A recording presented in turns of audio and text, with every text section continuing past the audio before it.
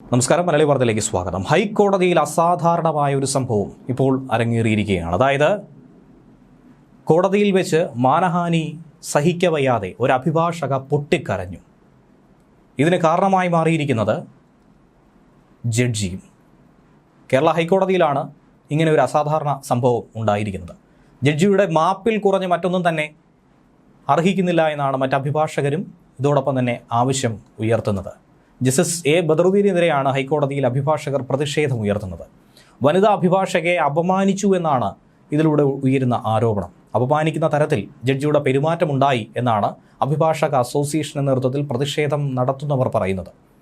കോടതിയിൽ വെച്ച് മാപ്പ് പറയണമെന്ന ആവശ്യമാണ് അഭിഭാഷകർ എമ്പാടും മുന്നോട്ട് വയ്ക്കുന്നത്.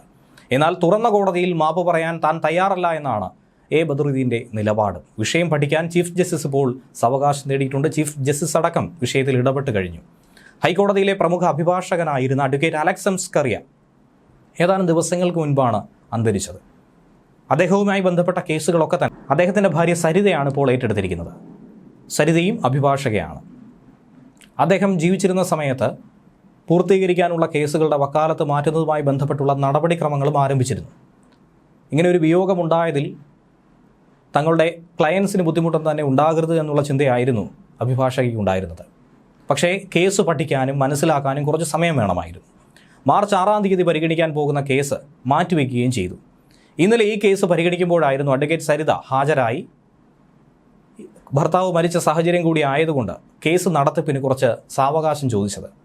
എന്നാൽ നിരന്തരം കേസുകൾ നീട്ടിക്കൊണ്ടു പോകുന്നതും വാദിയെയും പ്രതിയെയും ഒക്കെ തന്നെ ബുദ്ധിമുട്ടിക്കുന്ന രീതിയിൽ മുന്നോട്ട് എത്തിക്കുന്നതുമൊക്കെ ബദറുദ്ദീനെ പ്രകോപിപ്പിച്ചു. അങ്ങനെ ജസ്റ്റിസ് പറഞ്ഞു, ഹൈക്കോടതികളിൽ കേസ് ഇങ്ങനെ കെട്ടിക്കിടക്കാൻ പാടുള്ളതല്ല, വളരെ വേഗത്തിൽ ഇത് പൂർത്തീകരിക്കണം, ഒരു കാരണവശാലും നീട്ടിക്കൊണ്ടുപോകാൻ കഴിയില്ല എന്ന് പറഞ്ഞു.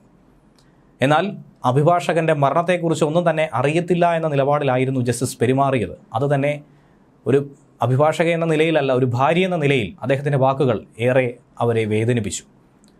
തൊട്ടു പിന്നാലെ അവർക്ക് സങ്കടം അണപൊട്ടി. അത് പിടിച്ചു നിർത്താൻ കഴിയാതെ കരഞ്ഞുകൊണ്ട് കോടതിയിൽ നിന്നും ഇറങ്ങിപ്പോയി എന്നാണ് സഹപ്രവർത്തകർ പറയുന്നത്. അങ്ങനെ ഒരു അഭിഭാഷകയെ, ഒരു സ്ത്രീത്വത്തെ അപമാനിക്കുന്ന രീതിയിൽ ഒരു ഹൈക്കോടതി ജഡ്ജിയുടെ ഭാഗത്തു നിന്നും നീക്കമുണ്ടായി എന്നാണ് ഒരു പറ്റം അഭിഭാഷകർ ആരോപിക്കുന്നത്. തുറന്ന കോടതിയിൽ ബദറുദ്ദീൻ മാപ്പ് പറയണമെന്ന ആവശ്യമാണ് ഇന്ന് അഭിഭാഷകർ ആവശ്യപ്പെട്ടത്. അദ്ദേഹത്തിൻ്റെ കോടതി മുറി ഉപരോധിക്കുന്ന സാഹചര്യം പോലും ഉണ്ടായി. മാപ്പ് പറഞ്ഞില്ലെങ്കിൽ അഭിഭാഷക അസോസിയേഷൻ ജനറൽ ബോഡി യോഗം ചേർന്ന് കോടതി നടപടി ബഹിഷ്കരിക്കുമെന്നും മുന്നറിയിപ്പ് നൽകുന്നു. സംഭവത്തിൽ ചർച്ചകൾ ഇതിനോടകം തന്നെ ആരംഭിച്ചിട്ടുണ്ട്. വേഗത്തിൽ തന്നെ വിഷയം പരിഹരിക്കാനുള്ള നീക്കം തന്നെയാണ് ചീഫ് ജസ്റ്റിസിന്റെ നേതൃത്വത്തിൽ നടത്തുന്നത്. ന്യൂസ് ഡെസ്ക് മലയാളി വാർത്ത.